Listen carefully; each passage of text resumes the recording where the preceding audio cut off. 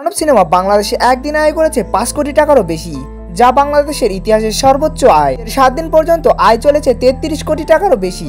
9 দিনে শেষে দেশে ও বিদেশে আয় করেছে 80 কোটি টাকারও বেশি, যা আন্তর্জাতিকভাবে পৌঁছেছে। যুক্তরাষ্ট্রে তৃতীয় দিনে আয় করেছে 12 লাখ টাকা। অন্যদিকে ইনসাফ সিনেমা আয় করেছে প্রথম 2 দিনে 9 লাখ টাকারও বেশি। স্টার ও লায়ন মিলিয়ে 14 কোটি শো পেয়েছিল। 6 দিনের আয় ছিল 52 লাখ টাকারও বেশি। হাউসফুল শো ছিল। 9 দিনে মোট আয় করেছে 2 কোটি টাকা। লাইফ টাইম লক্ষ্যমাত্রা 10 কোটি টাকা ছিল। ঈদে 2 সিনেমায় বড় প্রতিযোগিতা চলছিল, শাকিব খানের তাণ্ডব আর শরীফুল রাজ ও মোশাররফ করিমের ইনসাফ। ইনসাফ ও তাণ্ডব দুটোই ছিল অসাধারণ একটি সিনেমা। অনেক সুন্দর পারফরমেন্স করেছে শাকিব খান ও মোশাররফ করিম।